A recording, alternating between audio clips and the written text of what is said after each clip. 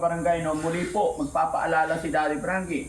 Eto, may mga kababayan tayong dumating dito na may kausap daw sila. Ayon sa kanilang kausap, pinapunta sila sa bahay ni Daddy Frankie para mabigyan daw sila. So, hindi ko naman na pwedeng Pwede pong i-report po yan. pwedeng i-report. Hindi, fake din. Saan na yun, ma'am? Fake account din yan. Profile po. Profile talaga? Kaya nakapag-chat po siya. Sige, picturean mo para ano. Pero fake din yan, gagawa sila Hindi, ng fake fake account. ito pa rin. Fake yan. Hindi lalabas yan. I-report. Sarili na i-report na. Hindi po, kasi yung may friends po, yung yung i-report nila. Yung 246 friends. May print O sige, siya. tignan natin. Tignan natin yung profile niya. 275. Ginagaya nila yung followers ko eh. Di ba? Kasi si nanay, kung sulit talaga nanonood si nanay, hindi ka talaga ma-scam. Nay, bakit ka mo? Hindi po 4.3 yung followers ko. At saka hindi yan legit. May edit po siya. Edit po yan. Kung nanonood ka talaga, Nay, mga kababayan, nanonood po kayo sa mga upload ni Daddy Frankie, hindi po kayo may scam. Dahil hindi po ako nagkukulang na magpaalala about sa paano kami or yung the way na kami ay magtulong. Hindi po kami nagpapadala ng tulong through GCash or kung saan man mga money transfer, hindi po ganon. Dahil maraming scammer talaga. Kami po mismo ang pupunta sa inyo, titignan namin kung sino talaga yung gusto nyong patulungan. No? Kaya kung may mga nagme-message sa inyo at kung ano-anong inuutos, wag na po kayo maniwala doon. Dahil ang layunin ng Daddy Frankie ay tumulong po, hindi para gambalahin kayo, para utusan kayo. No? Kagaya nito, puro ano yan eh, edited lahat yan.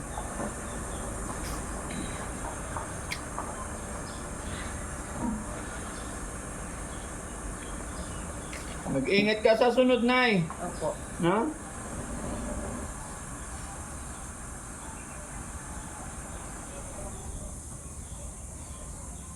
Sinishare niya rin yung yung upload videos natin. Gumawa siya ng fake account, tapos isinishare niya. Yan ngayon, yan yung totoo, 4.6. Ngayon, 4.6. Ngayon. Opo. Pero bukas makalawa, iba na naman yan. Maybe 4.7, 4.8. Nay, para hindi ka naluloko, manood ka po. Nanonood ako. Hindi ka nanonood na, hindi ako Nanonood ako, naniniwala. nagsishare pa ako eh. Oo. Sa kapatid Pero, ko. makiramdam ka na, baka iba na yung sinishare mo. Ito nga eh, iba na yung ka-text mo, hindi mo naramdaman. Ang haba na ng conversation ninyo eh. Opo. No? Sige na, kunin lang namin yung address nyo po at pupuntahan po kayo doon. Sige po. No? Ano sinakyan nyo papunta rito? Tricycle. May tricycle kayo? Okay po. Oo. No? Ibigay mo sa mga kasama ko kasi may lakad din kami ngayon. Opo. Tsaka huwag kayo pupunta basta-basta kasi masasayang din yung mga effort ng mga kababayan kasi kami po talaga ay umaalis kami araw-araw po. No? At saka ito para maging klaro mga kababayan, muli po ako ay magpapaalala sa inyong lahat. At mga kababayan, maglalambing din po ako para maging aware sa mga iba nating mga kababayan. Hindi ko man sinisisi yung mga ganitong nabibiktima kasi minsan talaga lalong-lalo na pag mga senior, hindi naman kagaya ng mga kabataan na maalam na sa mga social media. Pero magpapaalala ako ulit mga kababayan, ang Team Daddy Frankie po, kailanman hindi po manghihingi sa inyo. Kahit in any amount, hindi po kami manghihingi. Wala po kaming ipinapadala ng mga anuman, mga package, wala po mga bigas, grocery, wala po kaming ipapadala. Kung may tutulungan man kami at kung sakaling tutulong talaga kami sa iyo, kami mismo ang pupunta sa iyong bahay para iabot personally. Di po ba? Kaya wag na wag po kayo magpapaloko. Ngayon mga kababayan, kung duda po kayo, para kasi minsan sasabihin nila baka ako na daw mismo yung nag-i-scam. Once na nag-message twice, thrice, video call nyo po para makita ninyo kung sino yung ka-text ninyo. Once na hindi niya pinakita yung mukha niya, meaning to say, mga fake account, mga scammer po yan mga kababayan, no? Pakishare lang mga kababayan para hindi na maulit. yung mga ganitong pagkakataon, no? Nakakaawa naman yung mga nanay natin, mga senior natin, no? Mga senior na umaasa na matulungan ng Team Daddy Frankie. Although, yun naman ang gusto ng Team Daddy Frankie, pero siyempre sa dami ng ating tinutulungan, hindi po kayang pagsabay-sabayin. Pero basta nanonood ka at nagsishare ka ng video, magiging aware ka sa lahat ng nangyayari. Stay put lang, maghintay lang tayo mga kababayan. Malay natin, darating din ang Team Daddy Frankie. Dahil si Daddy Frankie ay maliit lang din na company mga kababayan.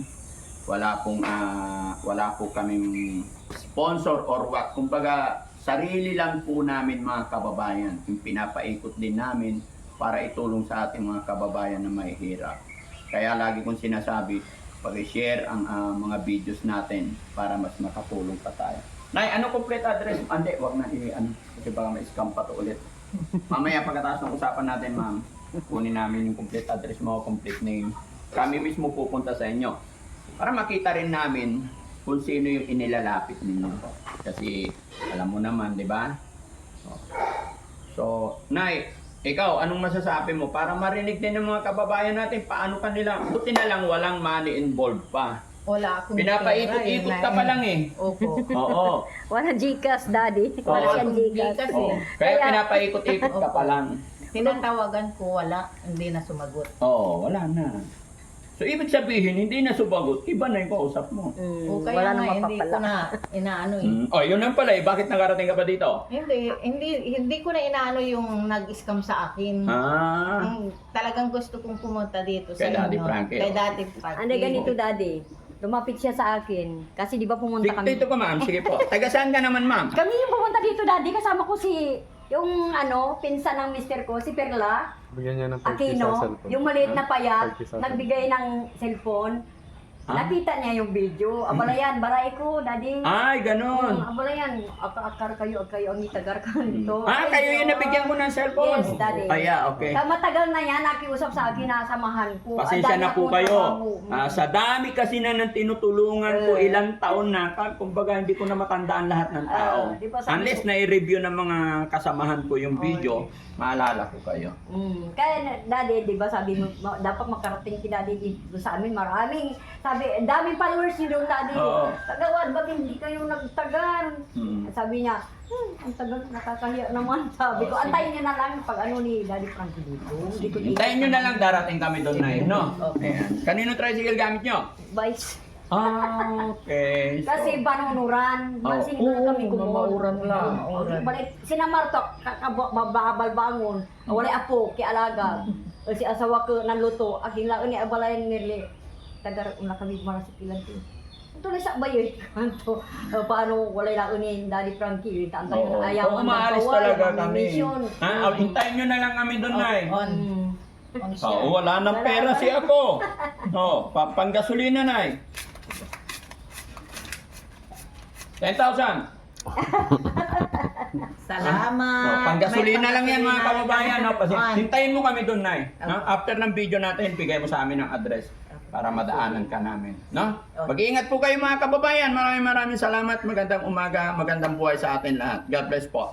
Nay, yung sinasabi ko, anong mensahe mo sa mga tao para hindi sila ma-scam?